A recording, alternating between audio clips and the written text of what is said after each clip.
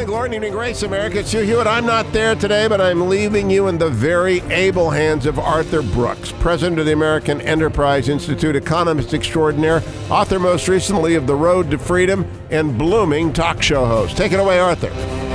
Thanks, Hugh. This is Arthur Brooks, and this is the Hugh Hewitt Show. I'm guest hosting today. As you just heard, Hugh Hewitt is letting me drive the big bus. This is my first time doing it, so be gentle, America. We've got a great hour in store. We're going to talk about poverty. We're going to talk about the middle class. We're going to talk about what ordinary Americans are facing, something that you often don't hear about except from President Obama. We're going to get another take on that from our guests, and I'm going to give you a little bit of my own thoughts. We're also going to take some calls, and here's the good part. As far as I'm concerned, everybody who calls, or at least everybody who gets through, is going to get a free signed book, The Road to Freedom, which is my 2012 book. And I hope you like it. So I hope you get through, and I'm going to send it to you, which means that if you call and you get through, you're going to be put on hold, and we're going to take your address. Let's talk a little bit about what it means to be poor in America today. Now, you talk about poverty with folks on the liberal side of the spectrum. They talk about it a lot. And it is true, if you look at it, generally speaking, that most conservatives don't talk about poverty very much. But it's time that we did. Why? Because what are folks facing today? We're a bunch of years. We're 6 years into the current hardship. Obviously, things are getting a little better than they were. But let's think what you're facing if you're in the bottom half of the income distribution in America today. And these are some pretty shocking facts. This is something that politicians need to be paying attention to. The top 20% of the income distribution in America today. Do you know what the unemployment rate is? It's 3.2%. The bottom 20%. The unemployment rate is 24.4%. That does not include people who've dropped out of the workforce. That does not include people who are on welfare. Those are people who are actively looking for jobs but can't find them. 3.2% for the top fifth versus 24.4% for the bottom fifth. People in the bottom half of the income distribution on average have seen their purchasing power, their real income, the stuff they're bringing home to feed their families, they've seen it fall every year for 6 years. And here's the worst fact of all. According to the Boston Federal Reserve, this is a reputable source of data and analysis, income mobility in America has been falling for 3 decades. It's harder to get ahead. And specifically, we find that if you're in the bottom 20% in income, the likelihood that you can get into the middle class or above in any 10-year period is a third lower than it was in 1980. Today, it's a third lower than it was at the time of Ronald Reagan. This is shocking stuff, and it's worth actually putting yourself in the place of people who are really struggling. Maybe some of you are struggling. We're going to hear from you a little bit later, I hope. Let's think about what folks are hearing. What are they hearing from our politicians? Well, they're listening to President Obama. In a nutshell, what they're hearing is rich people, they got your stuff, and I'm going to get it back. Well, that really shouldn't work very well because Americans traditionally have not been envious people.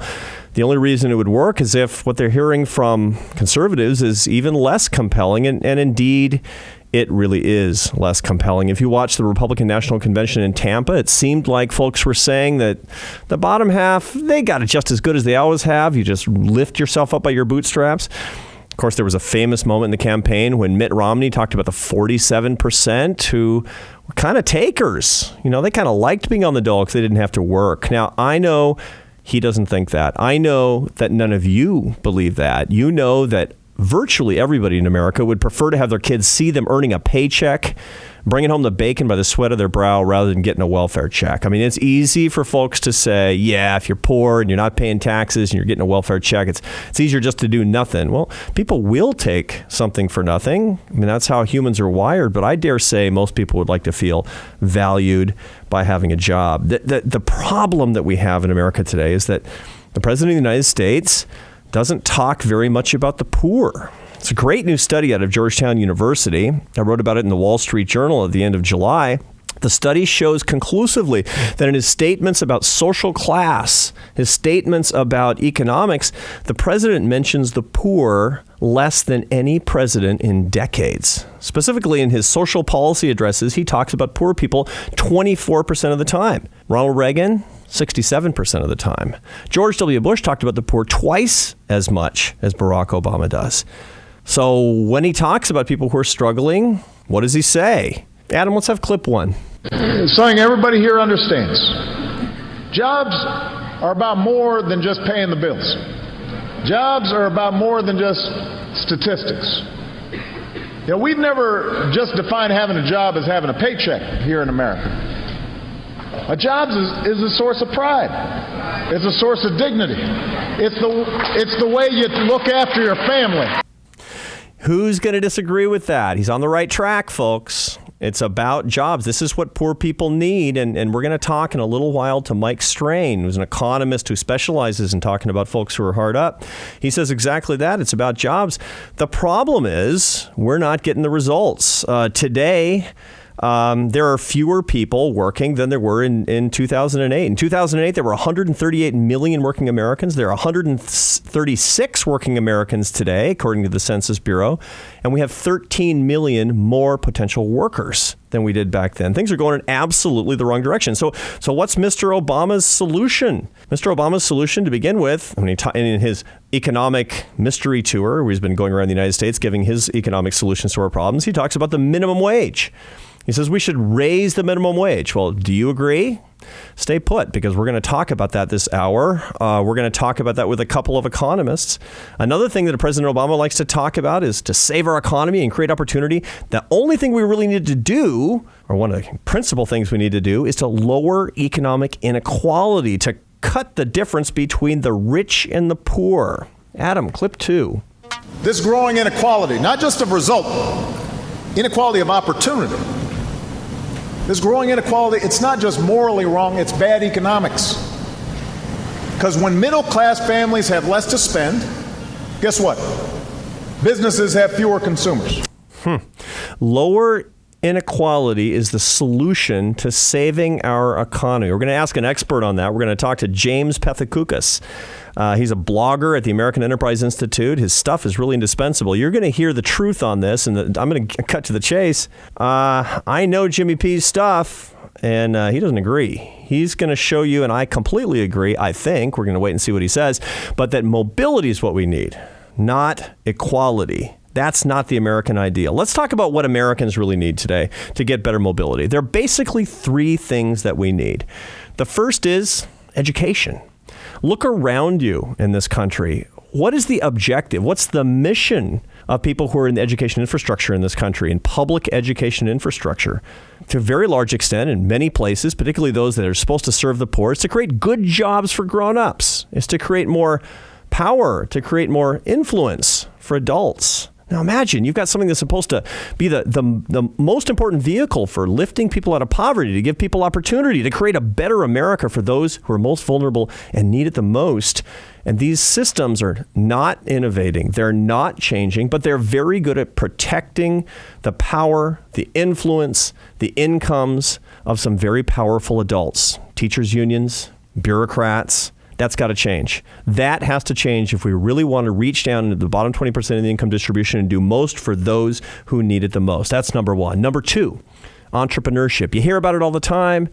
Unfortunately, when a lot of politicians talk about entrepreneurship, they're talking about billionaires. Well, that's not the essence of American entrepreneurship. Real entrepreneurship is considering your own life as a project and being able to build your own life, whether you get rich or not.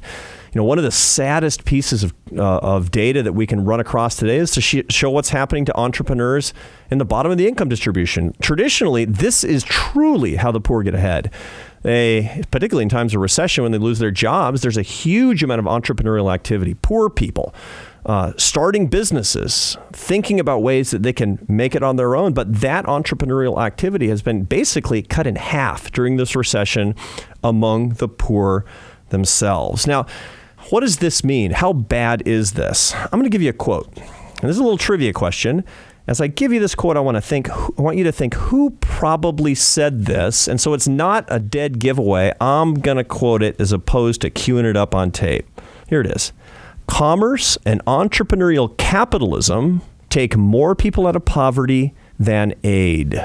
Who said that? What big right-winger said that? He also said this: free enterprise is a cure. What he meant is it's a cure for poverty. It wasn't a big right-winger. It was not a conservative at all. It was Bono, the singer from U2, who's critically interested in what's going on in poor people's lives. Entrepreneurship is a moral imperative to give people the best life. What else do they need? Culture. Remember yesterday, those of you who were listening to me and Hugh when we were co-hosting the show, we talked about the fact that the secret to a happy life consists of 4 things: faith, family, community, and work. Well, it turns out those, according to all the data, all the studies, those are the best solutions for actually getting people to be successful as well. Those are my thoughts. We're going to talk to our guests, Mike Strain, Jimmy Pethokoukis. Next up is Mike Strain. Don't go anywhere, folks. This is Arthur Brooks. I'm guest hosting for Hugh Hewitt on The Hugh Hewitt Show. Don't forget, go to HughHewitt.com and hit the Act Right button. The top 10 campaigns that I think you ought to support are all listed at the Act Right button on HughHewitt.com.